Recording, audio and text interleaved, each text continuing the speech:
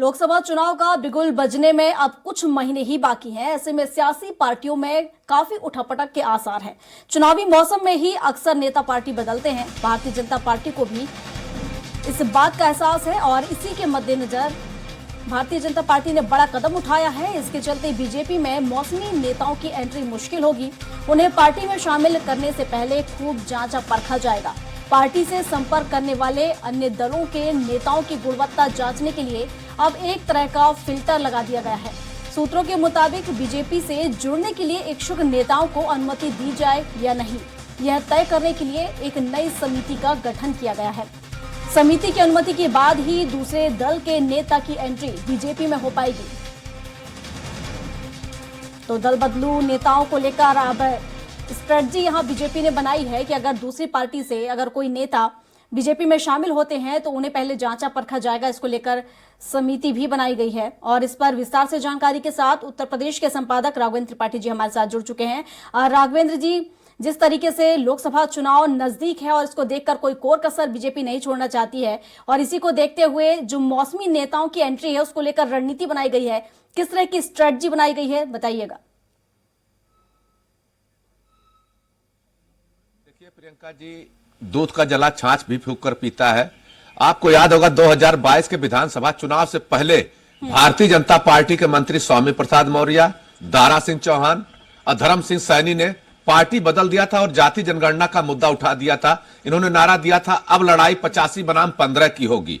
तो भारतीय जनता पार्टी ने उससे सबक लिया था। चुनाव का माहौल बदल गया था और जिस तरह से अभी बनारस में एक केस हुआ है कि बीएचयू के एक छात्रा के साथ 3 युवकों ने बदसलूकी की है, उसको लेके भी भारतीय जनता बैकफुट पे, क्योंकि वो भी भारतीय जनता पार्टी के कार्यकर्ता पाए गए हैं और पूर्व में दूसरे दलों से लोग आए हुए हैं। तो अब भारतीय जनता पार्टी ने इससे सबक लिया और साफ कहा है कि हम बहुत ठोक बजाकर ही किसी को अपनी पार्टी के अंदर लेंगे। चूंकि जिस तरह से कल दिल्ली में बैठक हुई, 400 प्लस का नारा दिया गया, उस नारे को पूरा करने के लिए सबको एक साथ जुटना पड़ेगा।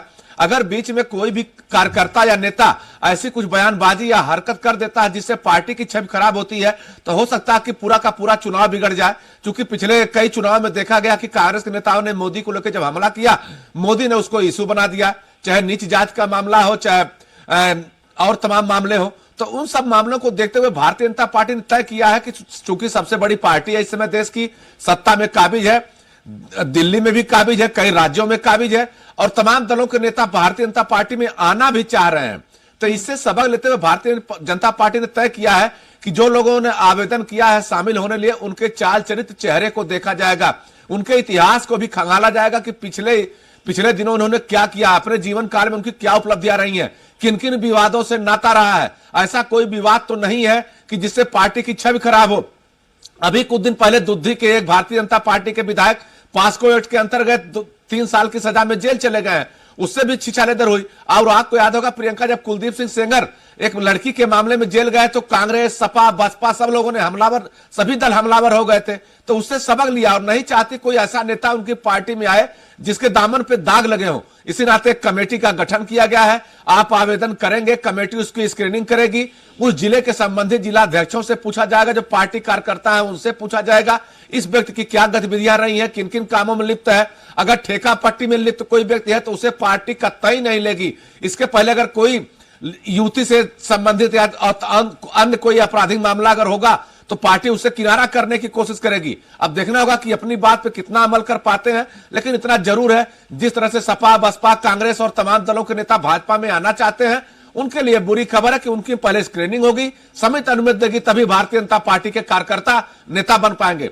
चूंकि लोकसभा चुनाव नजदीक है और सबको पता है कि उत्तर प्रदेश में भारतीय जनता पार्टी मजबूत स्थिति में, इसी नाते कई दलों के नेता यहां पाला बदल कर लोकसभा के टिकट की जुगाड़ में लगे हुए हैं।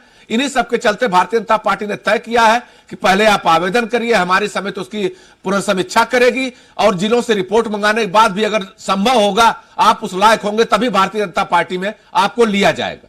जी प्रियंका, बिल्कुल सही कहा आपने राघवेंद्र जी। जिस तरीके से हम देखें, बीजेपी 75+ का लक्ष्य लेकर यहाँ पर चल रही है और कोई कोर कसर नहीं छोड़ना चाहती है, और इसी को देखते हुए इस तरह की स्ट्रेटजी यहाँ पर बनाई गई है। और अगर हम बात उन नेताओं की भी करें, क्योंकि दल बदलू का जो सिलसिला है सभी पार्टियों में देखने को मिलता है। अगर हम बीजेपी की बात करें, बीजेपी में भी कुछ ऐसे नेता होंगे जो दूसरे दल में जाना चाहते होंगे, तो उसको लेकर भी क्या यहाँ पर स्ट्रेटजी बनाई गई है कि उन नेताओं के लिए भी कुछ बिंदु यहाँ पर रखे गए हैं? जी बिल्कुल प्रियंका, देखिए भारतीय जनता पार्टी इस समय एक हॉट पार्टी बनी हुई है। सभी दल चाहते हैं कि भारतीय जनता पार्टी से टिकट मिल जाए, किसी भी दल का नेता हो, हम चुनाव आसानी से जीत जाएंगे। क्योंकि पिछले 2022 के चुनाव में भारतीय जनता पार्टी लगभग 50% अकेले वोट पाई थी। अगर हम 2019 के लोकसभा चुनाव की बात कर लें तो यह आंकड़ा 51% के आसपास था। तो सबको पता कि भारतीय जनता पार्टी का संगठन मजबूत है, बूथ स्तर तक काम करते हैं, पन्ना प्रमुख इनके सक्रिय रहते हैं। इसलिए अगर भारतीय जनता पार्टी से उनको टिकट मिलने की गुंजाइश रहती है तो कहीं न कहीं रास्ता आसान हो जाता है। और भारतीय जनता पार्टी में भी कई नेता ऐसे हैं जिन्हें टिकट कटने की आशंका है कि हो सकता है उनका टिकट काट दिया जाए लोकसभा चुनाव में, वो भी दूसरे दलों के संपर्क में है। लेकिन भारतीय जनता पार्टी दूसरे दलों से चिंता छोड़कर अपने दल की चिंता कर रही है कि जो दूसरे दलों से आने वाले लोग हैं कहीं उनका चाल चरित्र चेहरा कुछ गड़बड़ ना हो। क्योंकि जिस तरह से बनारस की घटना हुई है, 3 युवक पकड़े गए हैं, तीनों Bharatiya Janata party IT cell के बताए जाते हैं। भारतीय जनता पार्टी के कई नेताओं के साथ उनके कथित फोटो है। तो इन सब लोगों को, इन सब चीजों को लेकर उत्तर प्रदेश में विपक्ष हमलावर रहा है और वह जानता है कि भारतीय जनता पार्टी की सबसे बड़ी कमी यही है कि अगर कोई कमी उनको उजागर किया जाए तो हो सकता है कि बैतरणी पार हो जाए। कांग्रेस ने इसको इशू बनाया, बनारस में प्रदर्शन भी किया। अब इससे सबक लिया है भारतीय जनता पार्टी ने। वो जानती है कि दूसरे दल के अगर नेता आ रहे हैं, उनके ऊपर अगर लूट, हत्या या रेप के आरोप है तो उनको कतई नहीं छूना है, उनको नहीं लेना है। और ऐसे भी लोग हैं जिनकी विचारधारा भाजपा से नहीं मेल खाती है, जो मनवाद के मुखालफत करते हैं, जो जाति राजनीति करते हैं, उनसे भी परहेज बनाने की कोशिश की जाएगी। अब देखना होगा कि जिस तरह से उत्तर प्रदेश में जाति आधारित राजनीति है, उसमें इस पर भारतीय जनता पार्टी कितना अमल कर पाती है। क्या बड़े किसी जात के बड़े नेता को इग्नोर कर पाती है या नहीं कर पाती है, यह सबसे बड़ा सवाल होगा। लेकिन अभी कोशिश यही है कि जो लोग शामिल होंगे उनकी पहले स्क्रीनिंग करेगी समिति, उसके बाद पूरा छानबीन करने के बाद ही पार्टी हरी झंडी देगी। जी प्रियंका जी। बिल्कुल राघवेंद्र जी, हालांकि यही स्ट्रेटजी है जिसके चलते हमेशा से बीजेपी जीतती आई है। फिलहाल शुक्रिया आपका तमाम जानकारियों के लिए।